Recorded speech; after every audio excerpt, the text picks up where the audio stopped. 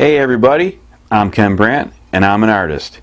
If you're interested in seeing how I go about painting a very nice still life using a ceramic teapot and some fruit, in this case it's going to be pomegranates, then this video is for you.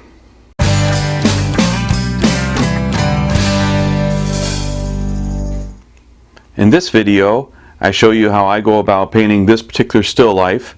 It's a very nice still life. I like it very much, and it's not too difficult to do. I would say this falls within the beginner to intermediate level of painting.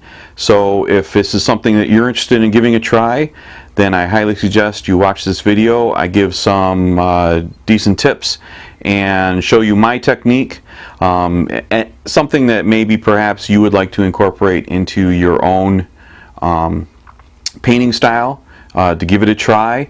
I'm not saying you need to paint like me. I'm just saying that if you're interested in utilizing any of the techniques that I use to maybe put into your style and help your painting out, give it a try. So sit back and enjoy, and I'll see you next time. Make sure, if you like this video, to hit the like button, and if you're not a subscriber, I highly suggest you subscribe.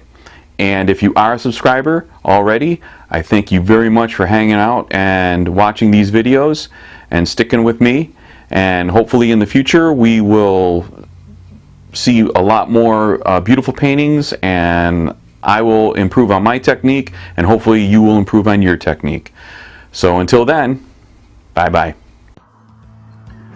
So on this particular painting, I grabbed the ceramic teapot that my wife had on the counter down in the kitchen, and I went to the store and I did buy 4 pomegranates, and those are the ones that you see here. And I broke the one open because I really like the way the pomegranate looks from the inside, and I have never painted a pomegranate before, so this was my first opportunity to do so. The blue that I'm using here is Prussian blue, and I mixed, there's a little bit of ultramarine blue mixed in there with it, not a lot, but it's mostly Prussian blue and titanium white mixture for the lighter areas. And that was what I put on my background, and I just basically just drew in, you know, where the pot was and the pomegranates. And I also added a little stick with these green and white leaves on it in the background, just to kind of give it some interest.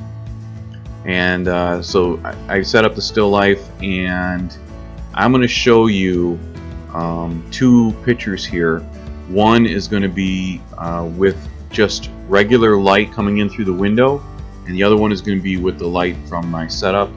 And what it was is I just had an ordinary light bulb in there, and you can see the yellow that comes off of that light, and I hadn't realized how much yellow actually came off of that light bulb. So I've already changed that light bulb out. I now have a daylight bulb in there, so I don't have that yellowish hue to any of my still life setups. So I'll show you that right here in the bottom. So for the teapot, I used some Viridian green for the handle and the top, and for the rim. And the teapot itself is that's some yellow ochre mixed in with some titanium white, and then a little bit of some Payne's gray to kind of gray it up. But the color itself is a cream, like an off, like, it's not really an eggshell white. I'd say it's more like a cream white. It's a very warm colored white, and the yellow ochre really made that color close to what it was in real life. For the pomegranates, I'm using like 3 different colors here. I got some cadmium red, I got some alizarin crimson, and I used some quinacridone magenta. And those 3 colors really worked well together. I was very pleased with the way they came out. They blended well together. And for the darker areas, I'm using the alizarin crimson, but I did lighten it up with some cadmium red. So the cadmium red's mixed in with the alizarin crimson. And for the the real dark areas, I used alizarin crimson and raw umber, and that darkened up that alizarin crimson and made right here where I'm putting in the seeds, that's alizarin crimson and raw umber, because those seeds are really dark red. I mean, they're like a red as far as, you know, a dark red, not a bright red as like just cadmium red would be all by itself. It's not like that. These seeds are a dark red. So I did have some yellow, cadmium yellow that I mixed in there. There is some yellow that I saw, and so I put that in there, like on the one side of the open pomegranate. You can see I put some yellow in there, and the inside of the pomegranate, it's like it's kind of like the same color as the teapot. It's kind of like this whitish area. It's got some yellow in it, so like yellow ochreish type of color. But there are some gray areas where the pockets are, where the seeds are. So I put those, I grade those up, and then here you see I'm working on the leaves in the background. It's just a little twig of you know, green and white leaves that I just stuck up in the background there.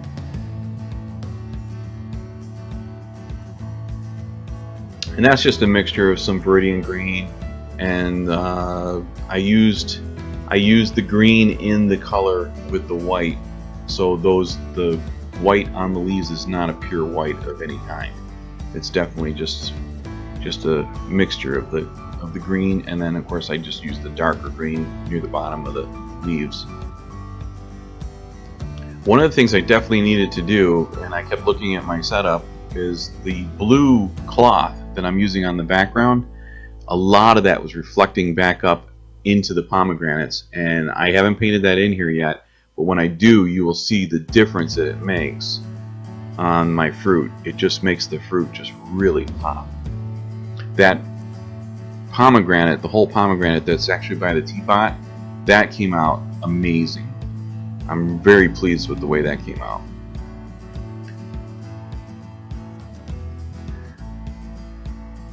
So here I am just paying attention to the darker areas, and here I am putting in some of that blue. It's the same blue that's on the background, and I'm putting it on the fruit itself.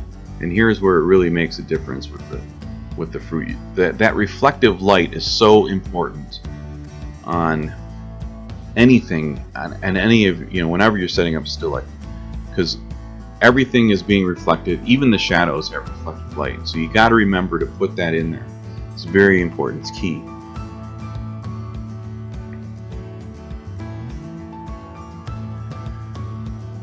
And it's pretty much just a basic setup, basic still life.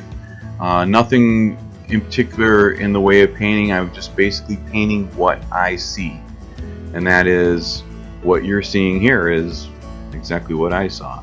And of course, you can tell from the pictures that I showed you that it's pretty close.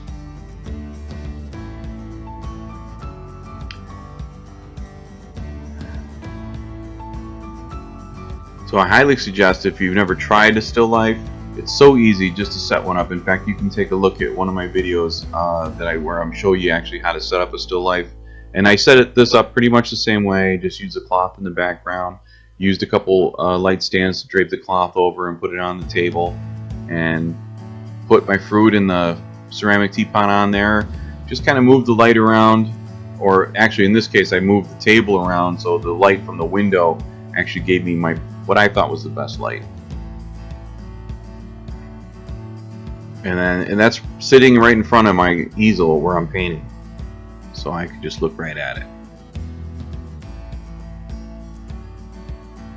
If you have any questions about anything that I'm doing on this painting, like if there's something you need to know, like how I blended something, or you're not understanding something that I did, please leave a comment below and I will make sure I answer those questions, or even do a video on a particular technique. So yeah, this was my painting, and I hope you enjoyed watching.